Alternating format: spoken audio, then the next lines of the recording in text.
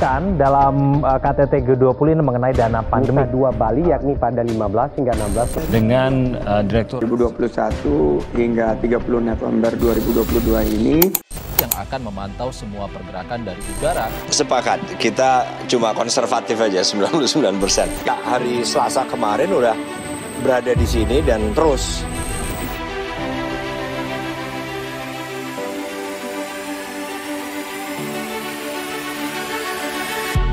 Kendaraan berlapis baja yang kami siapkan seandainya kita harus mengevakuasi pengendara itu. Tapi biasanya membedakan adalah berangkat dari kota masing-masing.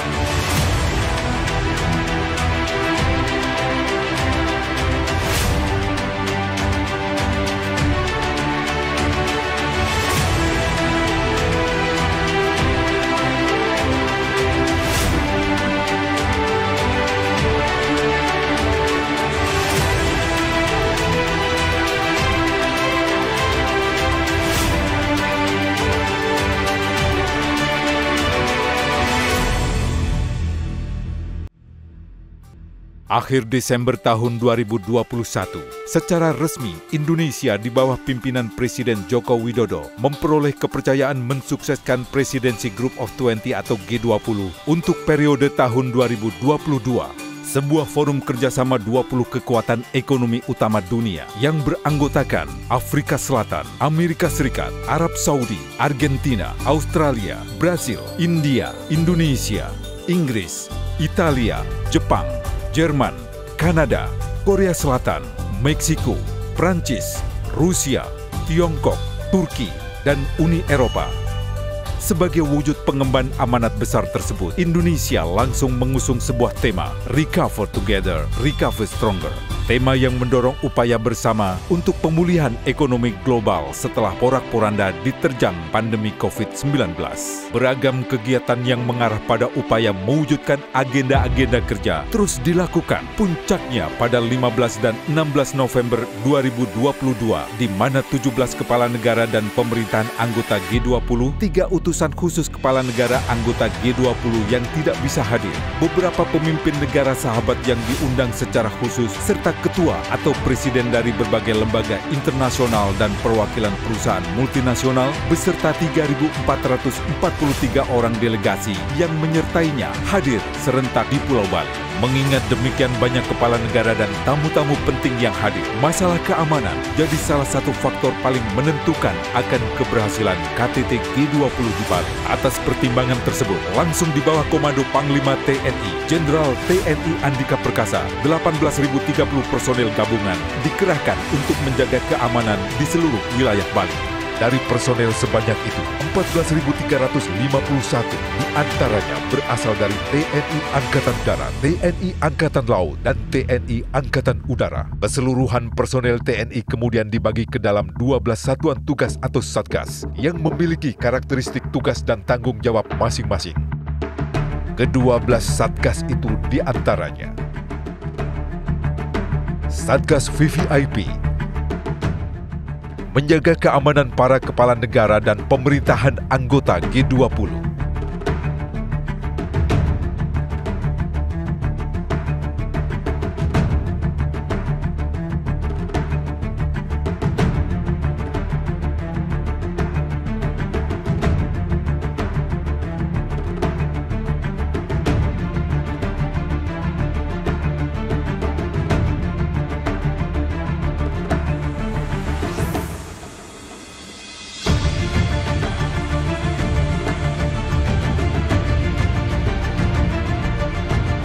Satgas VIP, menjaga keamanan delegasi setingkat menteri anggota G20.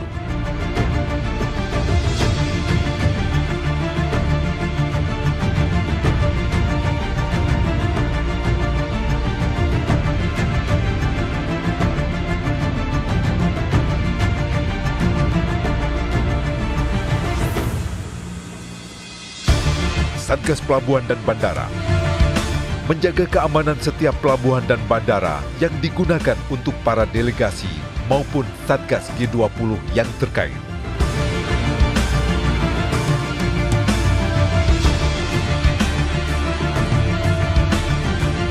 Satgas Udara menjaga ruang udara di seluruh wilayah Indonesia. Satgas Laut menjaga keamanan wilayah perairan di seluruh wilayah Pulau Bali.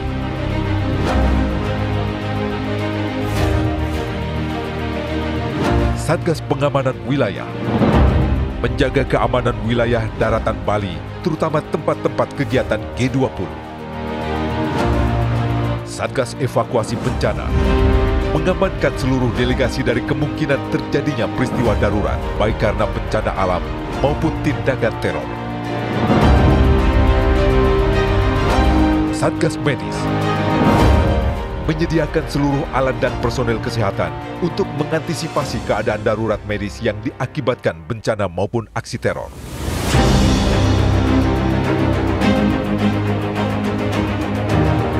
Satgas Komunikasi Elektronik menjamin kelancaran koordinasi antar satuan tugas dan menjaga keamanan melalui pemantauan seluruh teknologi komunikasi. Satgas Intel mendeteksi dini seluruh ancaman yang mungkin timbul selama KTT G20 berlangsung. Satgas Pasukan Khusus disiagakan untuk penanggulangan kemungkinan munculnya aksi teror.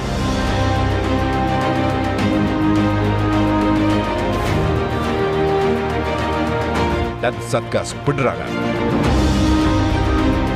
mendokumentasikan seluruh kegiatan dan memberikan informasi seputar kegiatan pengamanan G20.